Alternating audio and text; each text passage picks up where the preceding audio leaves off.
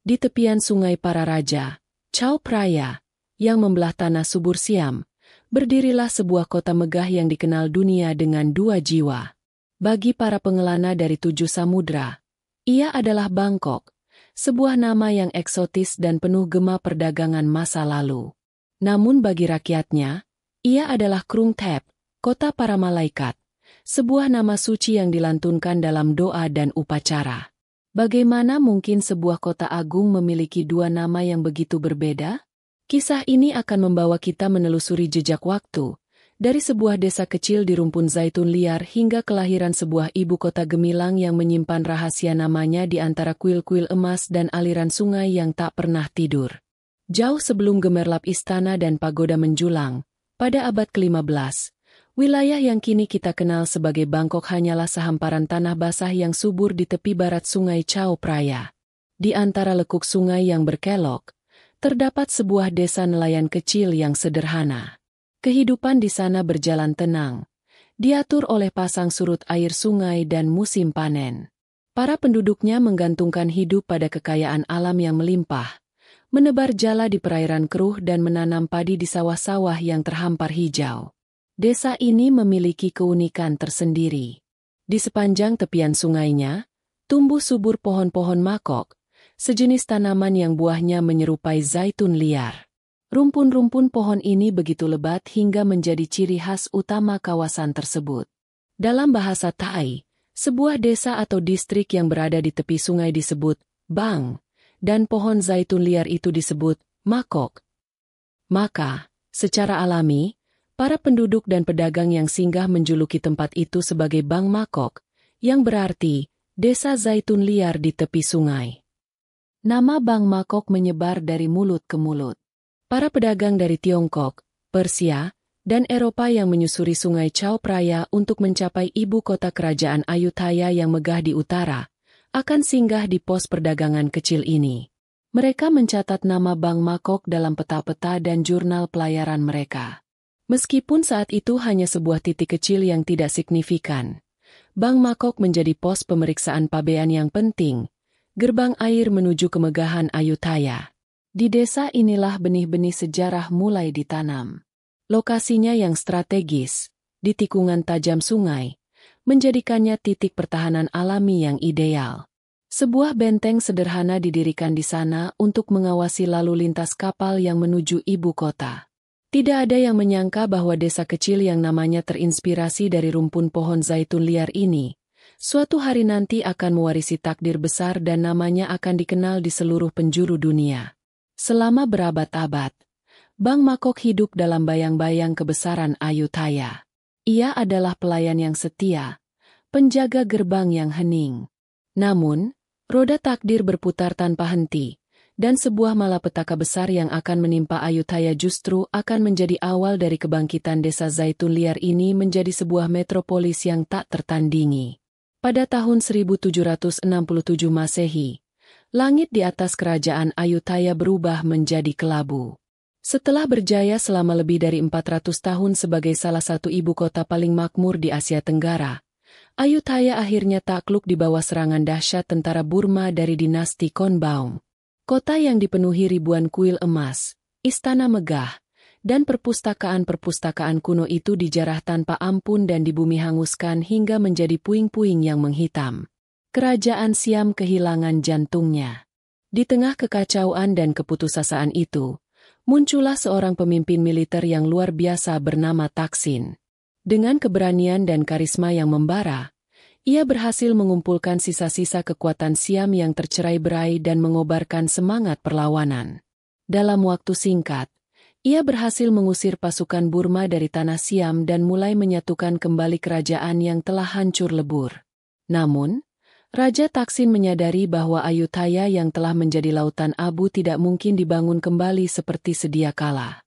Luka yang ditinggalkan terlalu dalam, dan lokasinya kini dianggap terlalu rentan terhadap serangan dari darat. Ia membutuhkan ibu kota baru yang lebih strategis, yang dapat dipertahankan dengan lebih mudah. Pandangannya kemudian tertuju ke selatan, ke sebuah lokasi yang telah ia kenal baik, Bang Makok.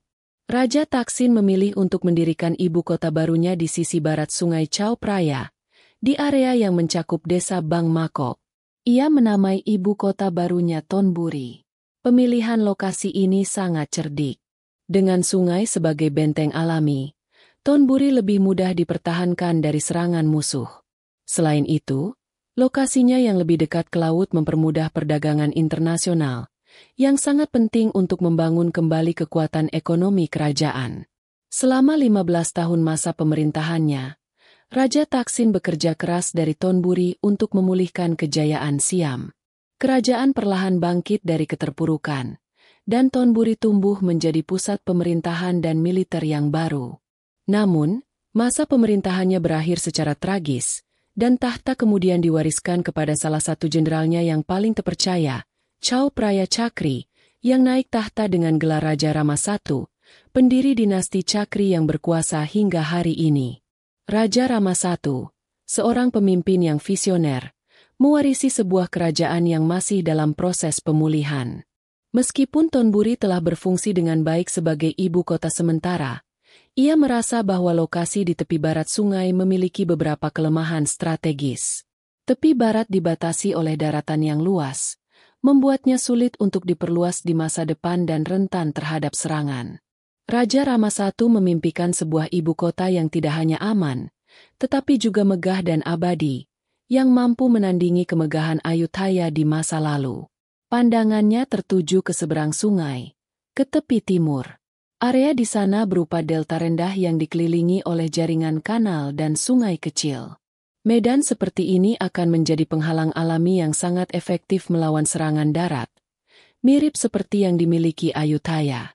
Ia membayangkan sebuah ibu kota baru yang dirancang untuk menjadi pusat alam semesta menurut kosmologi Hindu-Buddha, sebuah representasi fisik dari surga di bumi. Keputusan untuk memindahkan ibu kota adalah langkah yang monumental.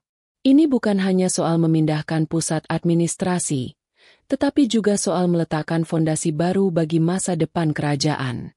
Raja Rama I ingin membangun sebuah kota yang akan menjadi jantung spiritual, budaya, dan politik Siam untuk berabad-abad yang akan datang.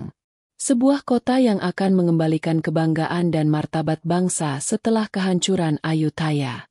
Pada tahun 1782 Masehi, hanya beberapa saat setelah naik tahta, Raja Rama I secara resmi memerintahkan pemindahan ibu kota dari Thonburi ke tepi timur sungai Chao Phraya. Lokasi yang dipilih adalah area yang berhadapan langsung dengan benteng tua Bang Makok. Proses pembangunan pun dimulai dengan penuh semangat. Ribuan pekerja dikerahkan untuk menggali kanal, membangun tembok kota, dan mendirikan bangunan-bangunan pertama. Visi Raja Rama I sangat jelas. Ia ingin menciptakan kembali kemegahan Ayutthaya, bahkan melampauinya. Ia memerintahkan agar batu bata dari reruntuhan istana dan kuil di Ayutthaya dibawa ke ibu kota baru untuk digunakan dalam pembangunan.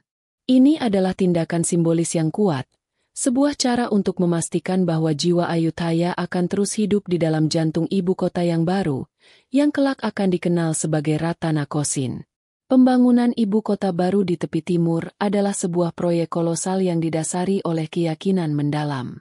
Desain kota dirancang untuk mencerminkan Gunung Meru, pusat alam semesta dalam mitologi Hindu-Buddha. Istana Agung akan menjadi puncaknya, dikelilingi oleh kuil-kuil agung, kantor-kantor pemerintahan, dan kediaman para bangsawan. Semuanya dilindungi oleh tembok kota dan jaringan kanal yang berfungsi sebagai parit pertahanan. Raja Rama I tidak hanya membangun sebuah kota, tetapi ia juga memberikan sebuah nama yang mencerminkan visi agungnya. Ia ingin sebuah nama yang sakral, penuh makna, dan melambangkan kebesaran ibu kota barunya. Ia tidak lagi ingin menggunakan nama sederhana seperti Bang Makok, yang hanya merujuk pada ciri fisik sebuah desa kecil. Ibu kota baru ini pantas mendapatkan nama yang surgawi. Maka, dalam sebuah upacara yang hikmat, Raja Rama I menganugerahkan sebuah nama seremonial yang luar biasa. Ia menamainya Krung Thep Mahanahon, yang berarti Kota Malaikat, Metropolis Agung. Nama ini dipilih untuk menyatakan bahwa ibu kota tersebut adalah tempat bersemayamnya para dewa dan malaikat, sebuah kota suci yang dilindungi oleh kekuatan surgawi. Nama Krung Thep Mahanahon sengaja dirancang untuk membangkitkan ingatan akan nama Ayutthaya, yang nama lengkapnya juga mengandung frasa, Krung Thep. Ini adalah cara Raja Rama I untuk menegaskan kesinambungan antara kerajaan lama dan dinasti barunya. Ia menyatakan bahwa meskipun ibu kotanya baru, roh dan keagungan Ayutthaya telah terlahir kembali di tempat ini, di kota para malaikat. Dengan nama baru yang agung dan fondasi yang kokoh, ibu kota baru ini mulai terbentuk. Istana Agung dan Wat Prakau, kuil yang menampung Buddha Zamrud yang suci, menjadi pusat spiritual dan politik kerajaan. Kota ini dengan cepat tumbuh menjadi pusat kekuasaan, kebudayaan, dan perdagangan, menarik orang-orang dari seluruh penjuru kerajaan untuk datang dan mengadu nasib di bawah naungan para malaikat. Visi Raja Rama I untuk ibu kotanya tidak berhenti pada nama, Krung Thep Mahanahon. Seiring dengan berkembangnya kota dan semakin kokohnya dinasti Chakri, nama seremonial itu diperluas oleh raja-raja berikutnya untuk menambahkan lebih banyak gelar dan pujian yang mulia. Tujuannya adalah untuk lebih memperkuat citra kota sebagai pusat kekuasaan ilahi dan kemegahan yang tiada tara. Puncaknya terjadi pada masa pemerintahan Raja Mongkut, Rama IV, di mana nama seremonial kota ini mencapai bentuknya yang paling lengkap dan menjadi nama tempat terpanjang di dunia yang diakui secara resmi. Nama lengkapnya adalah Krung Thep Mahanahon Amon Ratanakosin Mahintara Ayutthaya Mahadilok Popno Paratrachathani Burirom Udom Rachaniwet Mahasathan Amon Piman Awatan Sathit Sakata Tiawit Sanukam Prasit. Setiap kata dalam nama yang luar biasa panjang ini memiliki makna yang dalam, melukiskan gambaran kota yang ideal. Nama ini secara puitis dapat diterjemahkan sebagai Kota Malaikat, Metropolis Agung, Kediaman Buddha Zamrud, Kota tak terkalahkan Dewa Indra, Ibu Kota Agung Dunia yang dikaruniai 9 permata berharga, kota yang bahagia, berlimpah dengan istana kerajaan megah yang menyerupai kediaman surgawi tempat bersemayamnya dewa yang menjelma, sebuah kota yang diberikan oleh Indra dan dibangun oleh Wisnu Karma. Nama ini lebih dari sekadar sebutan.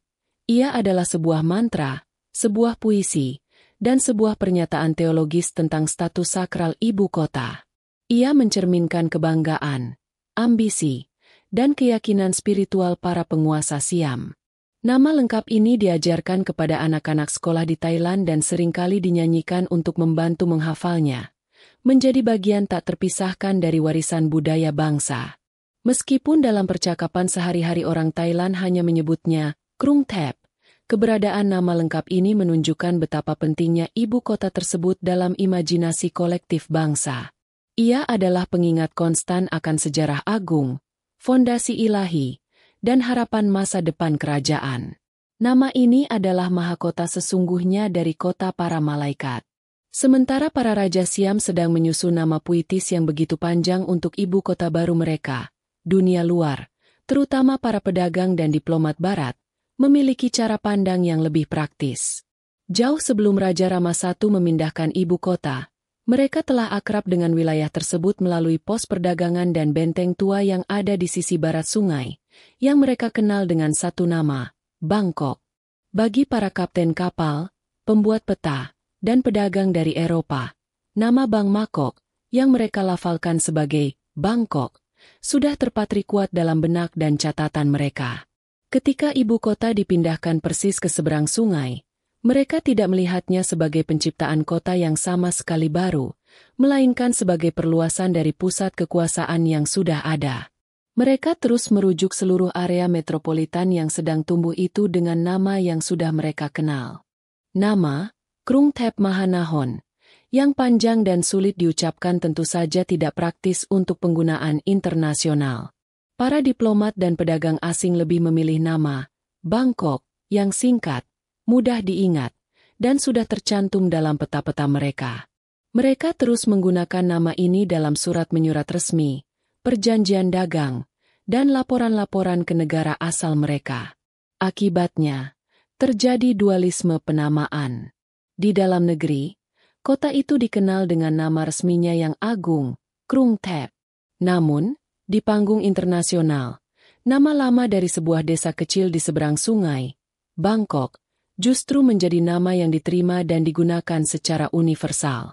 Pemerintah Siam pada saat itu pun tampaknya menerima kenyataan ini dan tidak terlalu mempermasalahkannya. Demikianlah takdir nama Bangkok. Nama yang seharusnya memudar seiring dengan pemindahan ibu kota, justru bertahan dan mendapatkan panggung global. Ia menjadi bukti bagaimana kebiasaan dan kepraktisan dalam komunikasi internasional terkadang bisa lebih kuat daripada dekret kerajaan sekalipun. Nama dari desa zaitun liar itu kini mewakili seluruh metropolis di mata dunia. Seiring berjalannya waktu, dualisme nama ini menjadi bagian dari identitas unik kota tersebut. Bagi dunia, ia adalah Bangkok, pusat bisnis, pariwisata, dan kehidupan malam yang semarak. Nama ini mewakili wajah kota yang modern, dinamis, dan terbuka bagi dunia internasional. Papan-papan penunjuk jalan di bandara, hotel, dan kawasan bisnis selalu menampilkan nama Bangkok untuk memudahkan para pengunjung asing. Namun, bagi lebih dari 10 juta penduduk Thailand yang menyebutnya rumah, kota ini adalah Krung Thep. Nama ini menyentuh hati dan jiwa mereka, mengingatkan mereka akan sejarah, budaya, dan spiritualitas yang kaya. Krung Thep adalah nama yang mereka gunakan dalam percakapan sehari-hari, dalam lagu-lagu kebangsaan, dan dalam doa. Ia adalah nama yang melambangkan identitas sejati mereka sebagai bangsa. Pemerintah Thailand secara resmi mengakui kedua nama ini. Nama seremonial lengkapnya tetap dipertahankan untuk keperluan upacara dan pencatatan sejarah. Sementara, Krung Thep Mahanahon adalah nama resmi dalam dokumen-dokumen pemerintahan. Pada saat yang sama, nama Bangkok tetap diakui sebagai nama resmi dalam bahasa Inggris dan terus digunakan dalam komunikasi internasional. Keberadaan dua nama ini bukanlah sebuah kontradiksi, melainkan sebuah harmoni. Keduanya hidup berdampingan, masing-masing melayani tujuannya sendiri. Bangkok adalah jembatan yang menghubungkan kota dengan dunia, sementara Krung Thep adalah akar yang menancapkannya kuat pada warisan budayanya. Keduanya adalah dua sisi dari koin yang sama, mencerminkan kompleksitas kota yang merupakan perpaduan antara tradisi kuno dan modernitas global. Seorang pengunjung mungkin datang ke Bangkok, tetapi ia akan merasakan denyut nadi Krung Thep. Ia mungkin tersesat di jalanan Bangkok yang ramai, tetapi ia akan menemukan ketenangan di dalam kuil-kuil Krung Thep yang damai. Kedua nama ini bersama-sama menceritakan kisah lengkap tentang sebuah kota yang memiliki jiwa yang mendalam dan wajah yang selalu tersenyum pada dunia. Kisah asal-usul nama Bangkok dan Krung Thep adalah cerminan dari perjalanan sejarah bangsa Thailand itu sendiri. Ini adalah kisah tentang kejatuhan dan kebangkitan, tentang visi dan ketekunan, serta tentang kemampuan untuk beradaptasi dengan dunia yang terus berubah sambil tetap memegang teguh identitas diri. Setiap nama membawa warisannya masing-masing, yang bersama-sama membentuk narasi besar ibu kota ini. Nama Bangkok, yang berasal dari Bang Makok, adalah pengingat akan asal-usul kota yang sederhana. Ia mengajarkan bahwa sesuatu yang besar dan megah seringkali berawal dari tempat yang kecil dan tidak berarti. Nama ini mewakili akar kerakyatan kota, hubungannya yang erat dengan sungai sebagai sumber kehidupan, dan perannya sebagai gerbang perdagangan yang menghubungkan Siam dengan dunia luar sejak zaman dahulu. Di sisi lain, nama Krung Thep Mahanahon adalah warisan dari visi agung para raja. Ia melambangkan impian untuk membangun sebuah pusat peradaban yang tidak hanya kuat secara politik dan ekonomi, tetapi juga kaya secara spiritual dan budaya. Nama ini adalah monumen abadi bagi ketahanan bangsa Thai, kemampuan mereka untuk bangkit dari kehancuran dan membangun kembali sesuatu yang bahkan lebih megah dari sebelumnya.